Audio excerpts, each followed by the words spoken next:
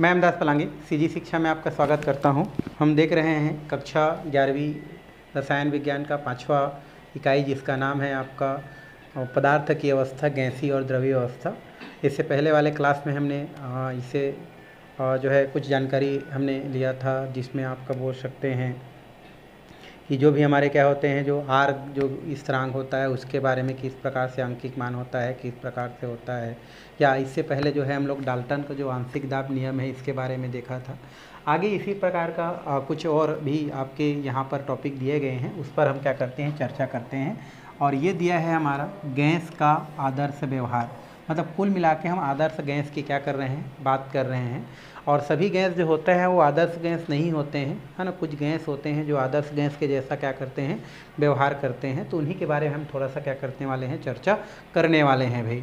तो आदर्श गैस होता क्या है, तो वह गैस आदर्श गैस की तरफ व्यवहार करता है जो सभी ताप पर और सभी दाब पर जो भी गैस का नियम होता है उसका क्या करता है, पालन करता है। वही आपका क्या कहलाता है, आदर्श गैस के नाम से जाना जाता है। मतलब हम ये बोल सकते हैं कि आदर्श गैस वह गैस होता है जो सभी ताप और सभी दाब पर गैसों के जो नियम पढ़े हैं, चाहे बायल्स नियम हो, चार्ल्स नियम हो, या एवोगैड्रो नियम हो, या आपका जो है गेल-लुसाक का नियम हो, इन नियमों का जो पालन करता है वो भी सभी ताप पर, कोई भी ताप हो, कोई भी दाब हो, सभी ताप दाब पर जो क्या करे, गैसों के नियम का पालन करे, वही आपका क्या कहलाता है, आपका आदर्श गैस कहलाता है ना। या गैसों का आदर्श क्या कहलाता है, हमारा व्यवहार कहलाता है। तो हम लोग लिखना चाहेंगे तो लिख सकते हैं कि गैस वह गैस आदर्श गैस की तरह व्यवहार करता है जो सभी ताप और सभी दाब पर क्या करता है, आपका गैसों का नियम का पालन करता है। या ये बोल सकते हैं कि वह गैस जो सभी ताप और सभी दाब पर गैसों के नियम का पालन करता है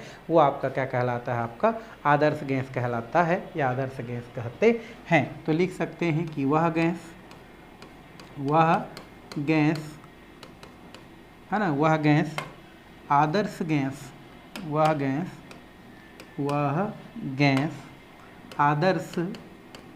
आदर्श गैस की तरह व्यवहार करता है जो सभी ताप व दाब पर विभिन्न गैसों के नियम का पालन करता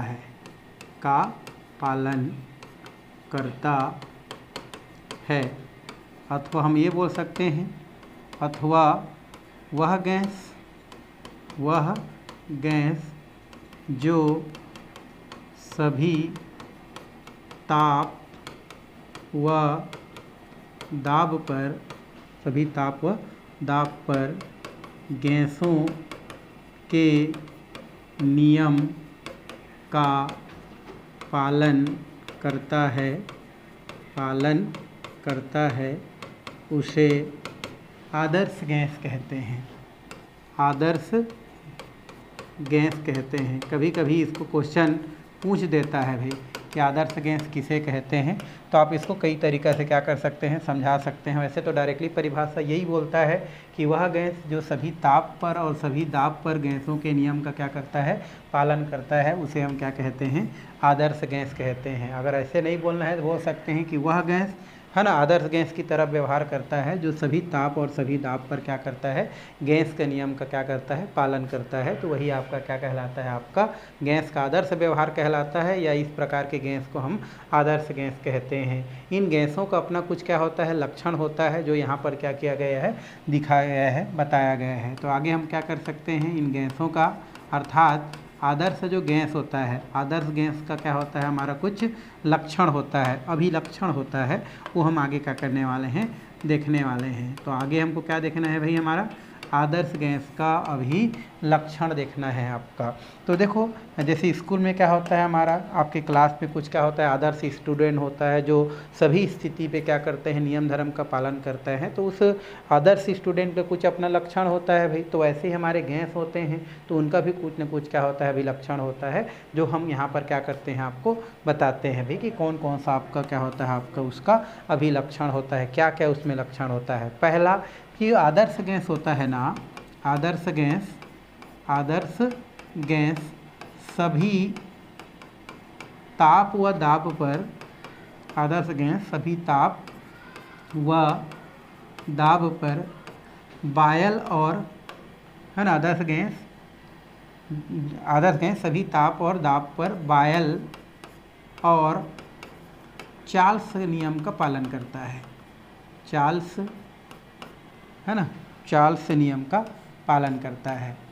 तो आदर्श गैस क्या करता है, सभी ताप और दाब पर बायल और चार्ल्स नियम का क्या करता है भाई, पालन करता है। पहला लक्षण पालन करता है। तो इस प्रकार से आप पहला लक्षण क्या कर सकते हैं, लिख सकते हैं कि सभी जो आदर्श गैस होता है वो सभी आदर्श गैस क्या करता है, आपका सभी ताप पर, ये बोल सकते हैं, या सिंपल हम लोग बोलें तो आदर्श जो गैस होता है वो सभी ताप और दाब पर बायल और चार्ल्स के नियम का क्या करता है, पालन करता है। ये पहला हमारा क्या होता है, अभिलक्षण को क्या करता है, प्रदर्शित करता है।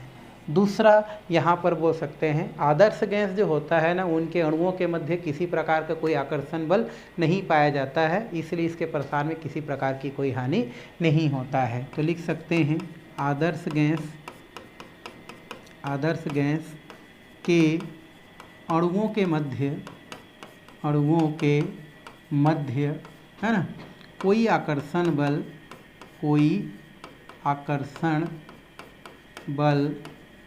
नहीं पाया जाता है, कोई आकर्षण बल नहीं पाया जाता है भाई, कोई आकर्षण बल नहीं पाया जाता है। इस कारण इसके प्रसार में कोई हानि नहीं होता है, ये दूसरा लक्षण हो गया कि जो आदर्श गैस होता है ना, उस गैस के जितने भी कण होते हैं उनके मध्य किसी प्रकार का कोई आकर्षण बल नहीं पाया जाता, इसलिए इसके प्रसार में कोई हानि नहीं होता है। थर्ड पॉइंट की अगर हम बात करें तो जो आदर्श गैस का अगर निश्चित मात्रा स्थिर दाब पर अगर क्या किया जाए, ठंडा किया जाए, तो उसका आयतन धीरे धीरे क्या होते जाता है, आपका घटते जाता है। तो यहाँ पर लिख सकते हैं आदर्श गैस का निश्चित मात्रा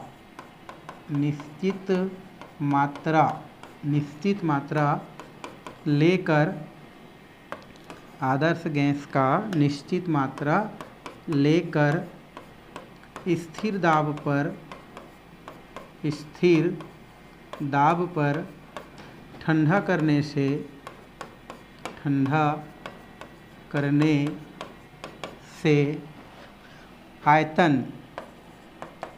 आयतन धीरे धीरे घटता है,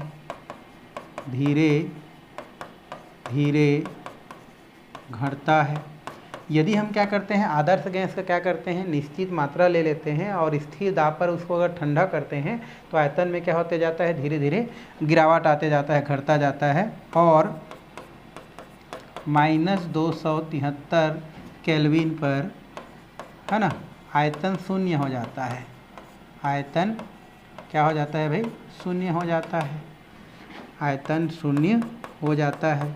क्योंकि यहाँ पर क्या हो रहा है, आदर्श गैस का जो है अगर जैसे दाब को स्थिर करके अगर ठंडा करते जाएं, ताप को गिराते जाएं, तो आयतन भी क्या करते जाता है, धीरे धीरे आपका कम होते जाता है। और बोल रहा है कि -273 केल्विन ताप पर क्या हो जाता है आपका, या -273.15 बोल सकते हैं, -273.15 केल्विन ताप पर क्या हो जाता है, उसका आयतन शून्य हो जाता है। ये भी हमारा क्या होता है, आदर्श गैस का क्या होता है, आपका लक्षण होता है। चौथा अगर हम लक्षण की बात करें तो जो हमारा क्या होता है, जो आदर्श गैस होता है उस गैस का जो आपका बोल सकते हैं आदर्श गैस अणुओं का जो क्या होता है आपका जो आयतन होता है वो आपका गैस के जो क्या होता है अणु होते हैं या गैस का जो आयतन होता है उसके अपेक्षा नगण्य होता है। तो लिख सकते हैं आदर्श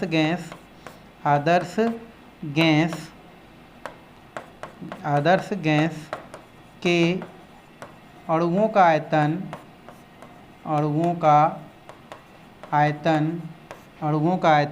आदर्श गैस के अणुओं का आयतन गैस के अणुओं के आयतन है ना से नगण्य होता है, नहीं के बराबर होता है, के आयतन के अपेक्षा नगण्य होता है, आयतन के अपेक्षा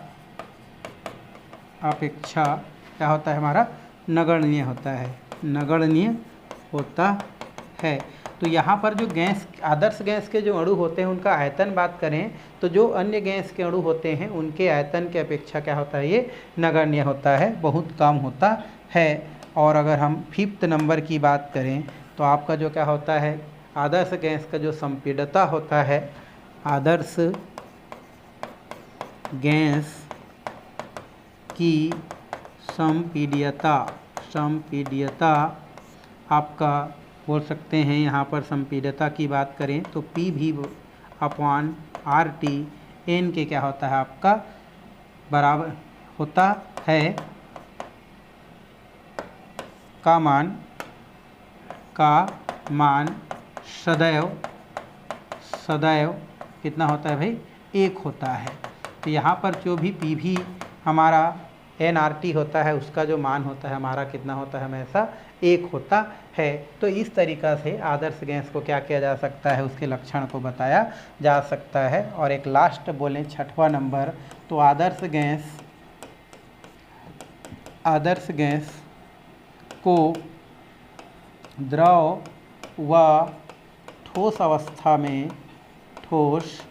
अवस्था में प्राप्त नहीं किया जा सकता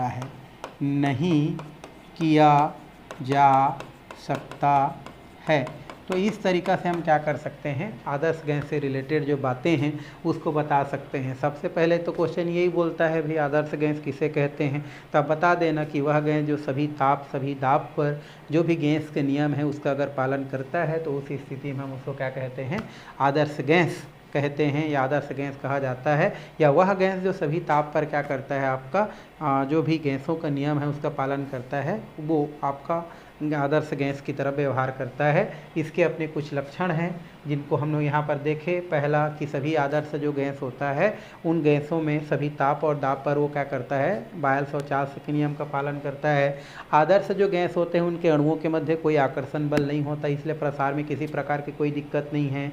आदर्श गैस की कुछ मात्रा लेकर के अगर हम क्या करते हैं दाब को स्थिर रख के धीरे धीरे ठंडा करते हैं, आयतन उनमें क्या आते जाता है कमी आते जाता है। और -273 में देखें तो वो उनका आयतन क्या हो जाता है आदर्श गैस का आयतन 0 हो जाता है। और चौथा पॉइंट की बात करें तो आदर्श गैस के जो अणुओं का आयतन होता है वो संपूर्ण गैस का जो आयतन होता है उसके अपेक्षा नगण्य होता है। और 6वां पॉइंट अगर हम बात करें आदर्श गैस के जो भी आदर्श गैस होता है उनको द्रवित अवस्था में बदलना या ठोस में बदलना क्या होता है कठिन होता है। तो इस तरीक़ा से आदर्श गैस को क्या किया जा सकता है आपका समझाया जा सकता है बताया जा सकता है। तो ये कुछ पॉइंट यहाँ पर क्या किया जाता है भाई आपका रखा जाता है। उसके अलावा इसमें कुछ पॉइंट और क्या किया जा सकता है आपको बताया जा सकता है। वो पॉइंट ये है कि हमारा जो क्या होता है अभी ऐसा कोई गैस नहीं है जो आदर्श गैस के तरह क्या करता है व्यवहार करता है। ऐसा कोई एकदम परफेक्टली गैस नहीं है जो आदर्श गैस की तरह व्यवहार करता है। फिर भी हम बोल सकते हैं कि जो गैस पानी में नहीं घुलता है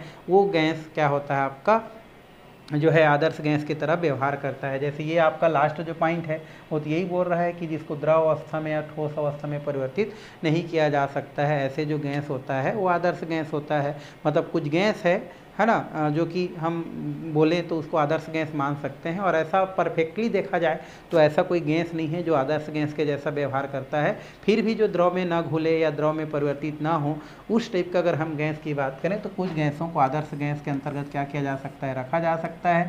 जैसे ऑक्सीजन को है ना, उसके अलावा हमारा नाइट्रोजन को उसके अलावा हमारा हाइड्रोजन को, ये कुछ गैस होता है जो कि द्रवित नहीं होता है, द्रव में नहीं बदलता है, तो इन गैसों को हम बोल सकते हैं कि हाँ ये जो गैस होता है वो आदर्श गैस की तरह क्या करता है, व्यवहार करता है। तो इस तरीक़ा से क्या किया जा सकता है भाई, इसको बताया जा सकता है। तो ये तो हो गया आपका आदर्श गैस से रिलेटेड बातें।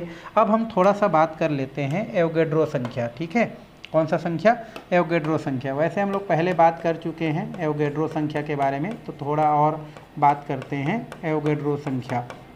एवोगैड्रो संख्या क्या होता है, तो ये जो एवोगैड्रो संख्या होता है, हम इसकी सहायता से बहुत सारे क्या कर सकते हैं, मानों को हम लोग गणना कर सकते हैं। जैसे यहाँ पर दिया गया है कि मान लो कोई गैस है, तो उस गैस का जो हमारा मान दिया है 1 ग्राम दिया है या 1 मोल दिया है, तो 1 मोल गैस का या 1 ग्राम गैस का अगर हम देखें 273 केल्विन ताप पर देखें और एक वायुमंडलीय दाब पर देखें, तो 273 केल्विन ताप और एक वायुमंडलीय दाब पर 1 ग्राम गैस का या 1 मोल गैस का जो आयतन होता है वो 22 कितना होता है हमारा भाई, 4 लीटर क्या होता है, हमको प्राप्त होता है। ये हमको एवोगैड्रो संख्या से क्या होता है, पता चलता है। मतलब हम ये बोल सकते हैं कि कोई भी गैस जिसका मात्रा कितना है हमारा, 1 ग्राम है, कितना ग्राम है, 1 ग्राम है या 1 मोल है, तो 1 ग्राम गैस का या 1 मोल गैस का 273 केल्विन ताप पर या एक वायुमंडलीय दाब या अथवा एक वायुमंडलीय दाब पर अगर हम उसका आयतन की गणना करें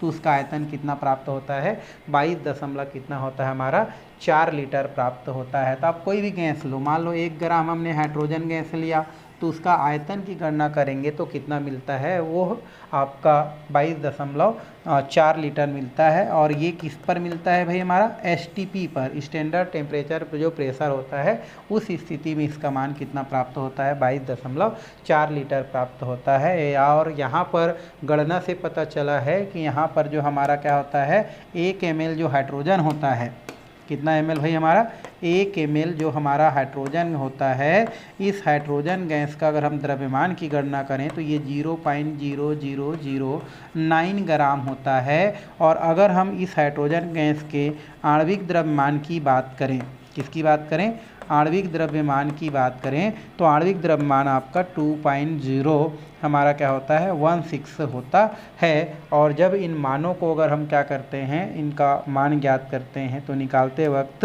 यहाँ पर 1 ml जो हमारा हाइड्रोजन होता है, इस मान को अगर हम रख देते हैं 2.016, तो यहाँ पर हमारा क्या हो जाता है, 0.016, ठीक है। तो ये 2.016 इंटू 1 कर देते हैं, क्योंकि इसका परमाणु क्रमांक 1 है और इसका परमाणु भार कितना, परमाणु द्रव्यमान कितना जी है, 0.0009 और इंटू में कितना कर देते हैं, 1000 कर देते हैं। तो उस स्थिति में इसका जो मान होता है वो 22 कितना होता है हमारा, 4 लीटर क्या हो जाता है, प्राप्त हो जाता है। तो इस तरीक़ा से बोल सकते हैं कि 1 मोल गैस का या 1 ग्राम गैस का जो भी 1 वायुमंडलीय दाब पर और 273 केल्विन ताप पर अगर हम उसका देखें आयतन, तो 22.4 लीटर प्राप्त होता है। तो इस तरीक़ा से इसको क्या किया जा सकता है, बताया जा सकता है। और आपको पता है कि एवोगैड्रो नंबर जो होता है उसको Na से दर्शाते हैं, जिसका मान 0.23 इंटू 10 दी पावर कितना होता है हमारा, 23 के मान के क्या होता है आपका बराबर होता है, जिसे 1 मोल के भी नाम से जाना जाता है। तो ये सारी बात ये जो है आदर्श गैस के व्यवहार के अंतर्गत क्या किया जाता है, रखा जाता है। तो ये तो हो गया भाई हमारा आदर्श गैस से रिलेटेड बातें। चलिए आगे पॉइंट की ओर हम क्या करते हैं, चलते हैं। आगे पॉइंट दिया है हमारा, वो दिया है, ये है आपका गैसों का अणुगतिकी सिद्धांत।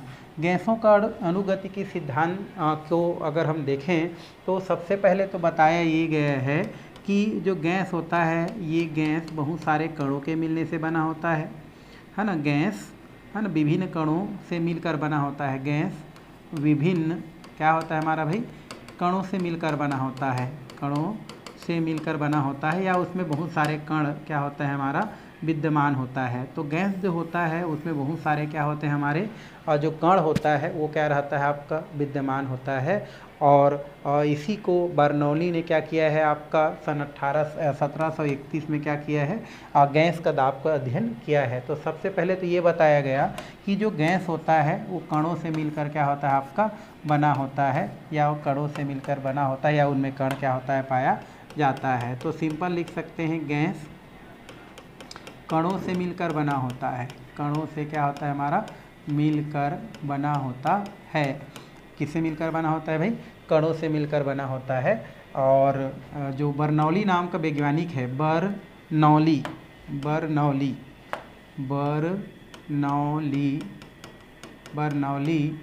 है ना, नामक वैज्ञानिक ने सन 1731 में गैस के दाब को समझाया है, या गैस के दाब के बारे में बताया है। तो यहाँ पर आप क्या कर सकते हैं, क्योंकि आपको ये पता चल गया कि जो गैस होता है वो गैस कई कणों से मिलकर बना होता है, और बर्नौली ने बताया है कि गैस का जो दाब होता है वो किस प्रकार से होता है, या गैस के दाब के बारे में उन्होंने क्या किया है, जानकारी दिया है। और ये बताया है कि कोई भी जो गैस का जो क्या होता है आपका, जो दाब होता है, कोई भी जो गैस का क्या होता है आपका, जो दाब होता है, वह उस गैस के अणुओं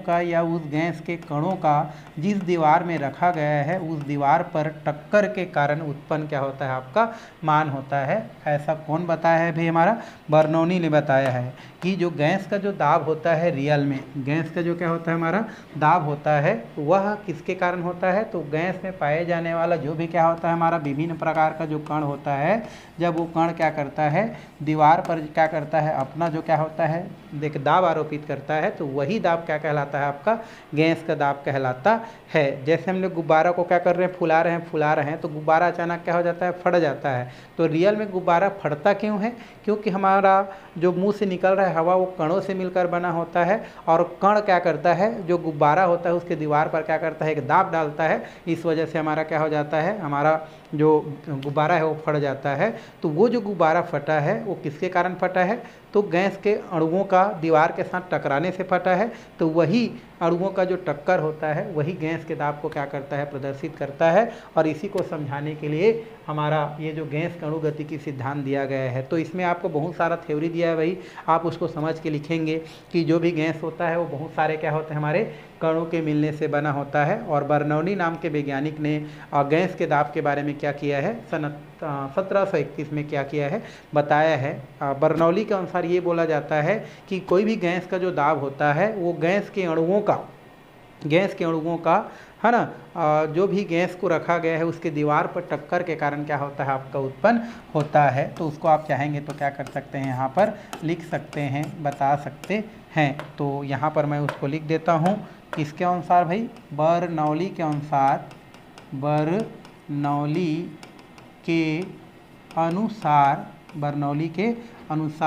गैस का दाब गैसों के अणुओं का दीवार पर टक्कर के कारण उत्पन्न होता है। गैसें के अणुओं का गैस को रखे गए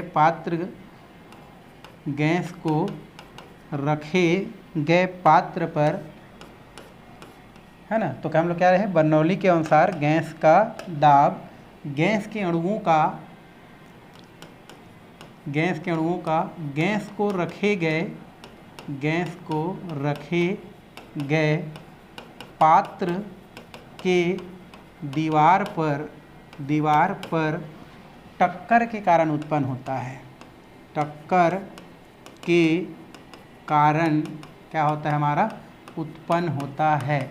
ऐसा कौन बताया है भाई, हमारा बर्नौली ने बताया है कि जो भी गैस का दाब होता है, गैस का दाब किस पे डिपेंड करता है। मान लो हमने गुब्बारा का ही उदाहरण लिया, अब इस गुब्बारा के अंदर जो भी क्या होता है हमारा गैस रखा गया है, तो इस गैस के जो कण होते हैं, जो अणु होते हैं, वो क्या करता है, इसके दीवार पर क्या करता है हमारा एक दाब डालता है, और वही दाब क्या कहलाता है, हमारा गैस का दाब कहलाता है। चूँकि पदार्थ जब क्या होता है, ठोस अवस्था में होता है, तो उस स्थिति में क्या होता है, उनके कण काफ़ी मजबूती के साथ क्या होता है, आपका एक दूसरे के साथ क्या होता है, आपका बंधा होता है, अर्थात कण जो है फ्री नहीं हो पाता है। तो उस स्थिति में उस पर कोई दाब नहीं रहता है। लेकिन जैसे हम उसको क्या कर देते हैं, थोड़ा सा ताप दे देते हैं, तो जो ठोस पदार्थ होता है वो ठोस पदार्थ क्या हो जाता है, ताप देने पर द्रव में परिवर्तित हो जाता है। द्रव में परिवर्तित होता है तो उनका कण क्या हो जाता है, आपका थोड़ा सा फ्री हो जाता है। और जैसे ही उसको और हम क्या करते हैं, ज़्यादा ताप देते हैं, तो उनके कण फ्री होकर के अर्थात द्रव किस में बदल जाता है, गैस में बदल जाता है। और गैस में जो कण होता है वो बहुत क्या हो जाता है, आपका दूर दूर चला जाता है। और उस स्थिति पर उनको जहाँ पर रखा जाता है उसके दीवार पर एक क्या करता है, वो दाब उत्पन्न करता है, जो कि क्या कहलाता है, आपका गैस का दाब कहलाता है। तो इसी को जो है ले करके कई वैज्ञानिक द्वारा मिल करके, कई वैज्ञानिक मिल करके, जिसमें आपका क्या है, जूल है, क्लासियस है, वोल्टमैन है, ये सब इसी सिद्धांत को लेते हुए अपना क्या दिया है, सामूहिक रूप से एक सिद्धांत दिया है, जिस सिद्धांत को क्या कहा जाता है भाई, गैस का अणुगतिकी सिद्धांत के नाम से जाना जाता है। गैस का अणुगतिकी सिद्धांत कहा जाता है। और इस गैस के सिद्धांत के बहुत सारा पॉइंट्स यहाँ पर आपकी बुक में क्या किया गया है, दिया गया है, जो हम आगे क्या करने वाले हैं, देखने वाले हैं। जैसे पहला इसमें पॉइंट दिया गया है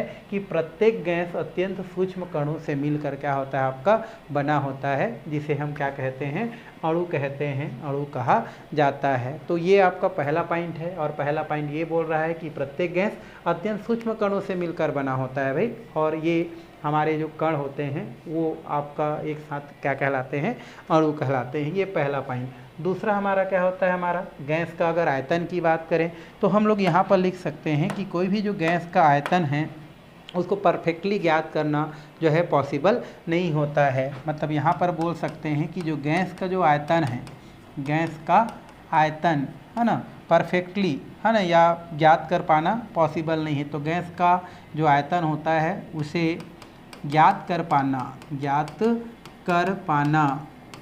है ना, संभव नहीं है, क्योंकि हमारे गैस के कण क्या होते हैं, इतने दूर दूर होते हैं, है ना, कि हम उसको जो है वास्तविकता में उसका जो आयतन कितना होना चाहिए इसकी गणना इसके द्वारा नहीं किया जा सकता है। तो दूसरा पॉइंट यही दिया है हमारा कि जो गैस का जो आयतन होता है, इस गैस के आयतन की अगर हम देखें, गणना करना चाहें, तो गैस का जो आयतन होता है उसका हम लोग परफेक्टली जो है गणना नहीं कर सकते हैं। तो कितना पॉइंट हो गया भाई हमारा, 2 पॉइंट। तीसरा होता है हमारा गैस का जो क्या होता है, हमारा जो दाब होता है। तो अभी मैं बताया कि जो गैस का जो दाब होता है, ये गैस के दाब क्या होता है, जो विभिन्न प्रकार का जो गैस होता है उस गैसों में कई प्रकार के क्या होते हैं, अणु विद्यमान रहते हैं। और वही अणु क्या करता है, जब आपस में क्या करता है, वो जो है दीवार पर टकराता है, मतलब उन गैसों को जहाँ पर रखा रहता है उन रखे हुए पात्रों पर जब गैस क्या करता है, हमारा गैस के कण जब उस दीवार से टकराते हैं तो उस स्थिति में क्या होता है, आपका वहाँ पर जो दाब उत्पन्न होता है वही आपका क्या कहलाता है, गैस का क्या कहलाता है, आपका दाब कहलाता है। जो आप क्या कर सकते हैं, यहाँ से इस प्रकार से लिख सकते हैं। आगे दिया है कि हमारा जो अणु होता है हमेशा क्या होता है, सीधी रेखा में चलता है। वैसे बोल रहा है कि गैस का अणु हमेशा सीधी रेखा में गति करता है, लेकिन ऐसा है कि जब टकराते टकराते मान लो सामने क्या हो गया, जो है दीवार आ गया या किसी दूसरे से टकरा गया, तो उस स्थिति में उसका दिशा जो है क्या हो जाता है, आपका चेंज हो जाता है। और चेंज हो जाने की वजह से वो टेढ़ा मेढ़ा क्या करते हैं, आपका पथ बनाते हैं। ये दिया है ना, अणु हमेशा सीधी रेखा में चलते हैं, लेकिन अगर उनके बीच में अगर क्या हो जाता है, किसी दीवार से टक्कर हो जाता है तो उसकी दिशा क्या हो जाता है, आपका बदल जाता है। और बदल जाने की वजह से उसका जो आपका जो दिशा है वो टेढ़ा मेढ़ा हो जाता है। तो ये भी हमारे अणुगतिकी सिद्धांत के अंतर्गत रखा गया है। ठीक है। नेक्स्ट पॉइंट, 5वां पॉइंट की बात करें तो गैस के अणुओं पर गुरुत्वाकर्षण बल कार्य नहीं करता है। ये हम पहले भी चर्चा किए थे कि जो गैस होता है उस गैस पर गुरुत्वाकर्षण बल का मान कुछ कार्य नहीं करता है। कोई भी जो गैस होता है, मान लो जो है नियमता तो भारी गैस को क्या होना चाहिए, आपका नीचे होना चाहिए, भारी गैस को नीचे होना चाहिए और हल्की गैस को क्या होना चाहिए, ऊपर होना चाहिए। बट ऐसा कुछ नहीं है, यहाँ पर भारी गैस ऊपर पाया जाता है, हल्की गैस नीचे पाया जाता है। मतलब यहाँ पर गैस का जो अणुगतिकी सिद्धांत है उसमें ये बोला गया है कि गैसों के अणुओं में गुरुत्वाकर्षण नहीं होता है। तो हम जितना भी पॉइंट पढ़ रहे हैं उस पॉइंट का मतलब ये है कि उन पॉइंटों को उन अणुगतिकी सिद्धांत में बताया गया है। जैसे पहला आपको बताया गया है कि जो भी हमारा क्या होता है, हमारा जो कण होता है वो बहुत सारे छोटे छोटे कणों से मिलकर क्या होता है आपका बना होता है। ये कौन बताता है, हमारा अणुगतिकी सिद्धांत बताता है। दूसरा ये बताता है कि गैस जो होता है उनका कोई आयतन नहीं होता है, भी उनका आयतन ज्ञात करना क्या होता है पॉसिबल नहीं होता है। हम ये बोल सकते हैं कि अणु जो है, गैस के अणु सीधी दिशा में गति करता है, बट अगर सामने में कोई दीवार आ जाता है जिससे वो टकरा जाता है और टकराने की वजह से क्या हो जाता है, उनका दिशा जो है टेढ़ा मेढ़ा हो जाता है। ये भी कौन बताता है, हमारा अणुगतिकी सिद्धांत बताता है। ठीक है, और साथ में गैसों के अणुओं पर गुरुत्वाकर्षण का बल कार्य नहीं करता है, ये भी हमारा कौन बताता है, अणुगतिकी सिद्धांत बताता है। आगे, एक टक्कर के लिए अणु द्वारा चली गई दूरी मुक्त पथ कहलाता है तथा औसत दूरी को औसत मुक्त पथ कहते हैं। तो एक टक्कर के लिए अणु द्वारा चली गई दूरी को हम क्या कहते हैं, मुक्त पथ के नाम से क्या किया जाता है, जाना जाता है। तो ये भी सिद्धांत के अंतर्गत क्या किया जा सकता है, भाई रखा जा सकता है। और भी बातें दिया है, अणुओं के मध्य आकर्षण बल नगण्य होता है, तभी हम लोग पढ़े हैं, अणुओं के मध्य आकर्षण बल नगण्य होता है, अतः अणुओं के मध्य टक्कर पूर्ण प्रत्यास्थ होते हैं तथा टक्कर के कारण इनकी गतिज ऊर्जा में परिवर्तन नहीं होता है। क्योंकि इनके मध्य आकर्षण बल होता ही नहीं है, इसलिए परफेक्टली टकराते हैं और टकराने पर किसी प्रकार की कोई गतिज ऊर्जा नहीं होता है। भाई कुछ होता ही नहीं है आकर्षण बल, तो इसलिए कोई गतिज ऊर्जा में कोई परिवर्तन नहीं होता है। ये भी हमारे अणुगतिकी सिद्धांत के अंतर्गत यहाँ पर इस पॉइंट को रखा गया है। और 8वां पॉइंट दिया है, किसी गैस की औसत गतिज ऊर्जा उसके परम ताप के क्या होता है, समानुपाती होता है। अर्थात यहाँ पर ताप बढ़ने से गतिज ऊर्जा बढ़ता है। जाहिर सी बात है भाई, है ना, कि आपको ज़्यादा क्या होगा, भूख लगेगा तो आप जो है ज़्यादा जल्दी खाओगे। तो ऐसे जैसे जैसे ताप बढ़ाया जाता है, ताप बढ़ाने से गतिज ऊर्जा का मान बढ़ता है और ताप घटाने से गतिज ऊर्जा का मान क्या हो जाता है, आपका कम हो जाता है। तो ये भी आपके जो अणुगतिकी सिद्धांत है उसके अंतर्गत क्या किया जाता है, रखा जाता है। तो ये लगभग 8 पॉइंट है ना, 6, 7, 8 पॉइंट क्या किया गया है, आपके बुक में जो है आपका अणुगतिकी सिद्धांत दिया गया है। और ये जो सिद्धांत है आपको अगर पूछता है तो लिख देना, नहीं तो ज़्यादातर इस क्वेश्चन को नहीं पूछा जाता है। इसके पक्ष में थोड़ा सा क्या दिया है, प्रमाण दिया है थोड़ा सा। यहाँ पर ये दिया है अणुगतिकी सिद्धांत के पक्ष में प्रमाण है, वही चीज़ जो हम पहले पढ़ चुके हैं वही चीज़ को दिया है, विसरण। तो सभी गैस क्या होते हैं आपको पता है, जब उसको क्या कर दिया जाता है, स्वतंत्र छोड़ दिया जाता है, तो वो एक दूसरे के साथ मिल जाते हैं और मिल करके समांगी मिश्रण बनाते हैं। जैसे हाइड्रोजन और नाइट्रोजन गैस को छोड़ दिया तो दोनों आपस में मिल जाएगा, तो थोड़ी ना पता चलेगा कि कौन हाइड्रोजन है कौन नाइट्रोजन है। तो वैसे ही क्या होते हैं, सभी गैस को अगर छोड़ दिया जाए तो वो एक दूसरे के साथ मिल करके समांगी मिश्रण का क्या करते हैं, निर्माण करते हैं। जैसे यहाँ पर दिया है, अमोनिया गैस की अगर सूक्ष्म मात्रा ले लेते हैं, अमोनिया गैस का सूक्ष्म मात्रा ले लेते हैं और फिर अब पूरे कमरे में हम क्या करते हैं, उसको अगर इस प्रकार से छोड़ देते हैं तो गुरुत्वाकर्षण के कारण क्या हो जाता है, वो सब तरफ फैल जाता है। और यह तभी संभव होता है जब कण क्या होता है, स्वतंत्र रूप से गति करता है। मतलब शुरू में जो बोला है ना कि हमारा जो गति सिद्धांत में बोला गया है कि कण क्या होता है, सूक्ष्म होता है। तो सूक्ष्म होने के कारण ही कोई भी गैस को अगर आप कहीं भी छोड़ देते हैं तो स्वतंत्र रूप से क्या हो जाता है, वो आपका फैल जाता है। इसका मतलब ये है कि कण छोटा है इसलिए वो स्वतंत्र रूप से फैल रहा है, इसलिए इसके पक्ष में क्या होता है, इसको प्रमाण को रखा जाता है। मान लो कण बड़ा बड़ा होता है, गैसों का कण बड़ा रहता तो फैलने के बजाय एक जगह क्या हो जाता, बैठ जाता। लेकिन ये हमारा अणुगतिकी सिद्धांत ये बोलता है कि जो कणों का आकार होता है वो क्या होता है, बहुत ही छोटा होता है। गैसों में जो कणों का आकार होता है वो छोटा होता है। तो छोटा होने के कारण ही कोई भी गैस को जब कहीं पर क्या कर दिया जाता है, छोड़ दिया जाता है तो आसानी से फैल जाता है। अर्थात यह जो बात है वो आपका अणुगतिकी सिद्धांत का क्या करता है, आपका पुष्टि करता है, उसके पक्ष में क्या करता है, प्रमाण देता है। दूसरा, गैसों के नियम जैसे बायल का नियम, चार्ल्स का नियम, एवोगैड्रो के नियम पढ़े हैं, आदि को अणुगतिकी सिद्धांत के आधार पर समझाया जा सकता है। मतलब हम लोग जितना भी नियम पढ़े हैं उस नियम को हम क्या कर सकते हैं, अणुगतिकी सिद्धांत जो अभी पढ़ रहे थे उसके आधार पर हम क्या कर सकते हैं, समझा सकते हैं। ये भी इसके प्रमाण दिया गया है। और गैसों का संगठन अणु की प्रकृति के क्या होता है, आपका संगत होता है। मतलब जो भी गैस का संगठन होता है वो अणुओं के प्रकृति के आधार पर होता है। तो गैसों का संगठन उस गैस को संगठित करने वाले अणु की प्रकृति पर क्या करता है, निर्भर करता है या उस पर डिपेंड करता है भाई। तो इस तरीक़ा से 2-3 पॉइंट हो गया।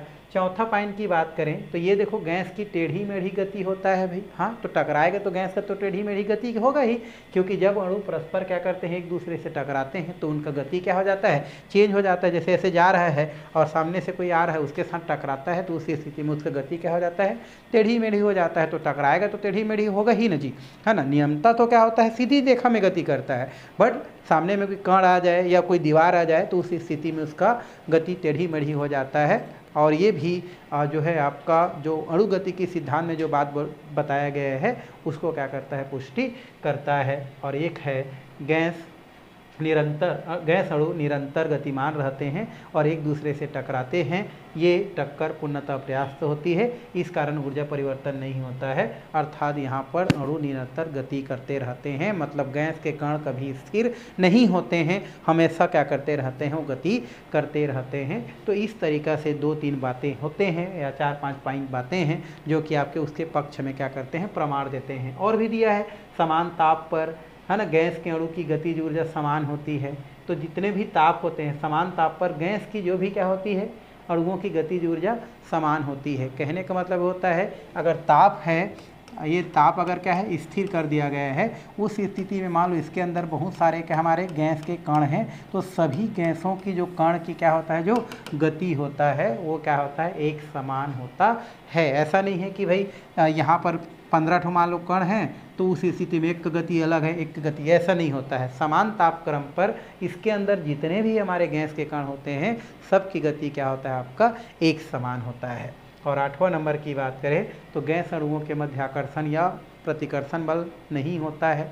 और इस प्रकार सिद्ध होता है कि स्थिर तापक्रम पर जब दाब घटाया जाता है तो इसका आयतन क्या होते जाता है, आपका बढ़ते जाता है ना। इसका ताप घटाया जाए तो आयतन क्या होते जाता है, आपका बढ़ते जाता है। ये तभी संभव होता है जब गैस के अणुओं के मध्य कोई आकर्षण नहीं होता है। तो गैस के अणु के मध्य आकर्षण नहीं होगा तभी की स्थिति में दाब घटाने से आपका उसका आयतन क्या हो सकता है, बढ़ सकता है। मतलब ये भी आपका पहले जो हम पढ़े हैं उसके पक्ष में क्या करता है, प्रमाण प्रस्तुत करता है। तो इस तरीक़ा से क्या किया जा सकता है, या जो अणुगतिकी सिद्धांत है उसके बारे में क्या किया जा सकता है, इतने सारा थ्योरी लिखा जा सकता है जो आपके नॉलेज के लिए ठीक है, जो आपको पेपर में नहीं पूछा जाता है भाई। तो आज का जो क्लास है वो यहीं पर क्या किया जाता है, समाप्त किया जाता है। और आने वाला जो हमारा क्लास है उसमें फिर आगे का टॉपिक के बारे में क्या किया जाएगा, आपको बताया जाएगा। तो आज का क्लास यहीं पर क्या करते हैं, समाप्त करते हैं।